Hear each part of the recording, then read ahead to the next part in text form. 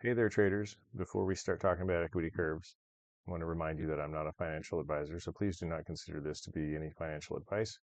I'm just a trader who is trying to share their experience, and I'm trying to get better, and I'm just kind of sharing my story with you. And this is what I've seen from my own experience, and hopefully you can find some value in it. I want to talk about equity curves and how to build an equity curve when you're trading. The thing about equity curves is that you really have no direct control over them. So as you see the equity curve here, this is my simulation account. I've got a demo account that I practice on. Looking at the demo account and trading the demo account helps me get better at the skill of trading without having any kind of risk on. And there's some signatures in here on this equity curve that I kind of want to go over and show you some of those, some of the levers that I'm talking about that actually drive the equity. And what I mean by levers is that there are only a couple things that you have in your control. When you push a button or when you move one of these levers, the market is going to filter out and either give you a positive result or a negative result. The two levers that you have, or the two pieces of information that you can control, or the two actions that you can control, are really these. You can control your model and you can control your risk. Those are the only two things you can control. So what do I mean by model?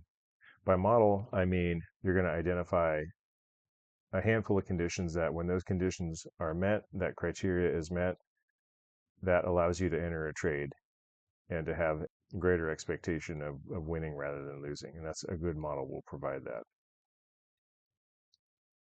The other thing you can control is your risk. How much are you willing to lose on a trade? Because not all trades pan out. You will lose trades if you're trading, and you will lose money if you're trading. So how much are you willing to risk? How much are you willing to lose? So in building the equity curve, what I found is that if you can keep a consistent model, a model that actually works, and you can keep a consistent risk, then you'll build equity. Sort of like this run up right here. This right here was consistent risk, consistent model, and the equity ran up. Look at these drawdowns in here. I was managing my risk.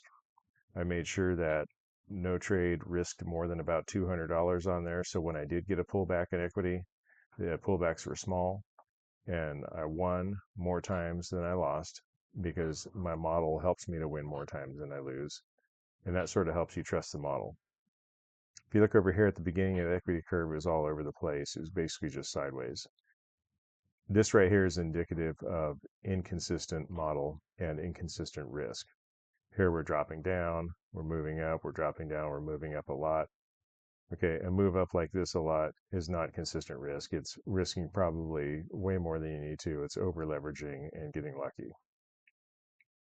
In this section here, we're sort of chopping higher, as you would say.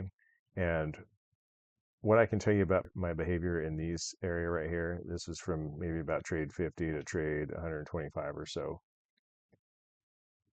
I was using consistent risk, but what I wasn't doing is using a consistent model. So basically, I knew where the market was going to go. I had an idea of what the draw and liquidity was on a given day.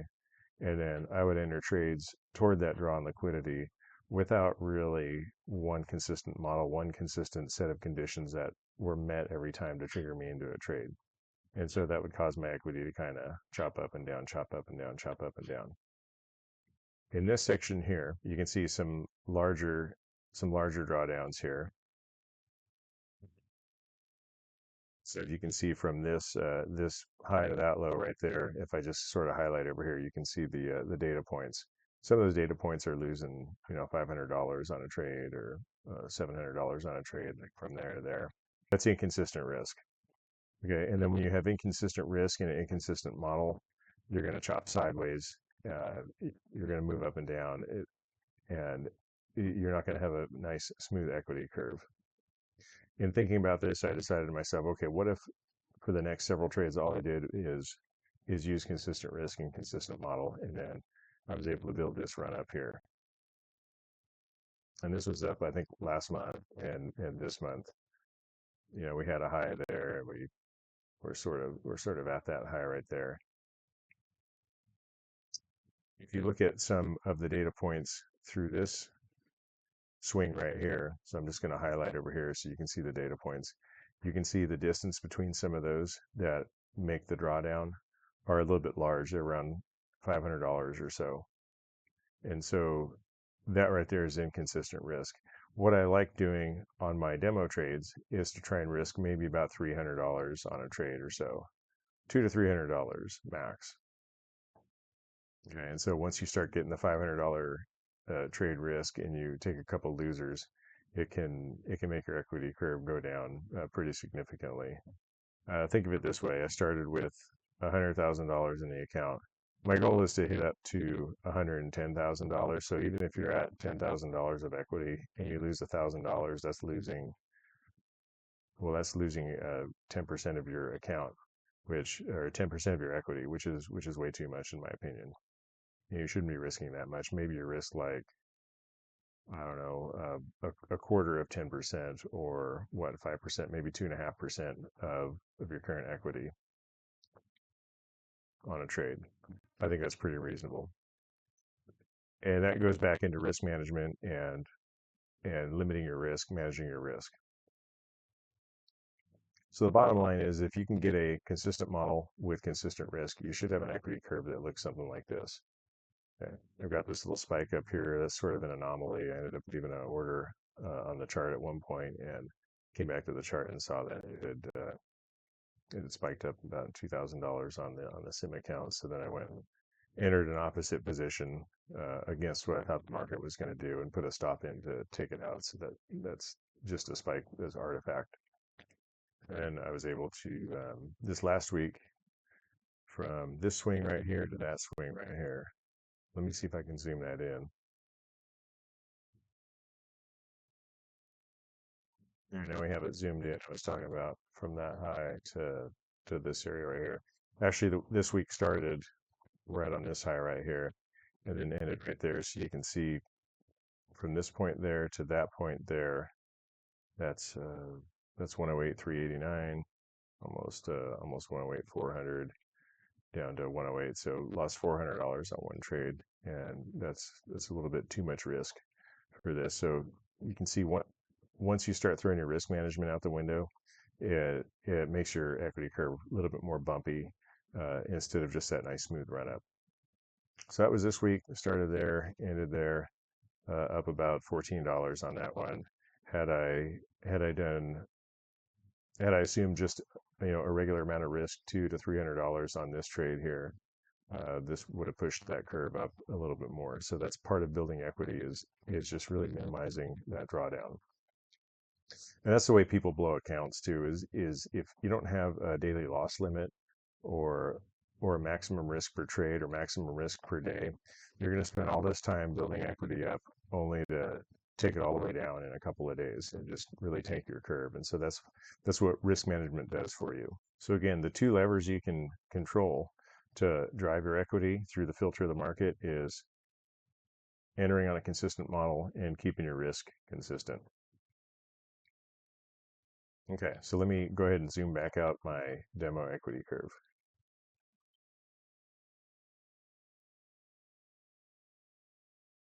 There we are. So far I'm pretty happy with the back half of this. I'm not super happy with some of this performance in here, but that's just me needing to work on my consistent risk, consistent model, and in here a little bit too much risk on some of these trades, where if I just kind of keep the model consistent and consistent risk, I can grow this pretty well. And the shape of this curve from here to here is what one of the reasons I decided to sort of share this kind of thing publicly, is because I think I can do this live, and I think I can do it on a evaluation account with a prop firm. And I just kind of wanted to share that journey with you. So let's go ahead and look at my evaluation results so far. And here's my evaluation account equity curve. Looking pretty sideways here.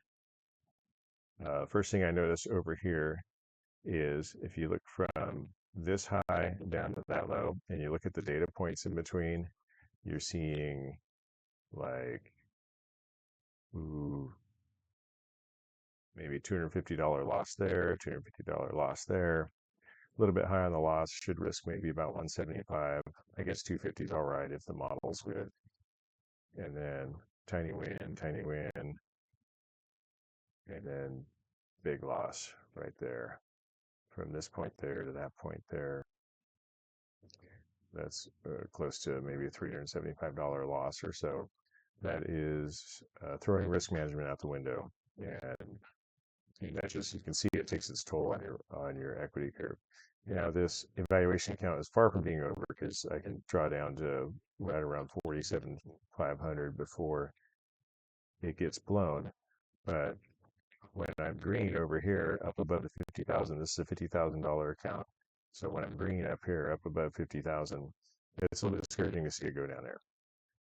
But again, that's okay, because I know that from my back testing experience, from my forward test experience, that if I do a consistent model and I do consistent risk management, this equity curve should grow.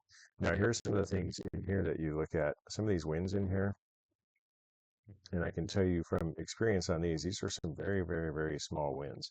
A lot of these small wins, though, were on really, really good setups that met the model.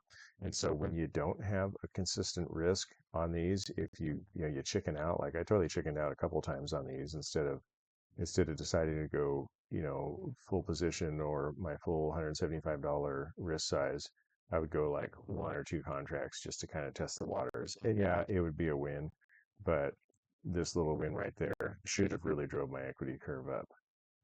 Without keeping that consistent risk, it hampers your upward movement, because sometimes your model performs, and if you're not risking enough on the model, it's not going to move your equity curve up.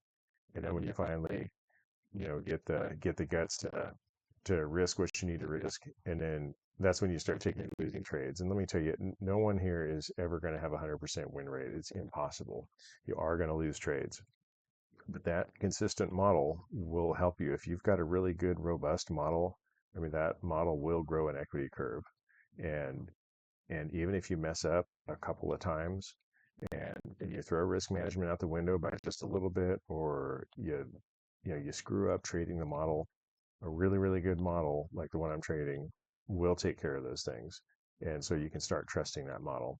But again, it's just getting back to really what that model is, what the rules are for it, all the conditions that set up in the market that you need to see to enter. So my goal here for this next week, and what I hope to show you, is I hope to show you that this can be turned around, and that's where I intend to, 1, keep a consistent model for the week, and 2, keep consistent risk. So no more of these 1 and 2 contract trades. It's going to be 175 risk minimum on a trade, so I can capitalize on these really, really good trades in here that just did not drive my equity curve up because I did not risk enough. So that's my hope for this week, and it's really not my hope, it's my commitment for this week. And I hope to post some really nice trades for you over the week, and hopefully we can see this grow. Thanks for following my journey. If you like what you're seeing, go ahead and hit the like button and subscribe to my channel, and I hope to see you on the next one. Take care now.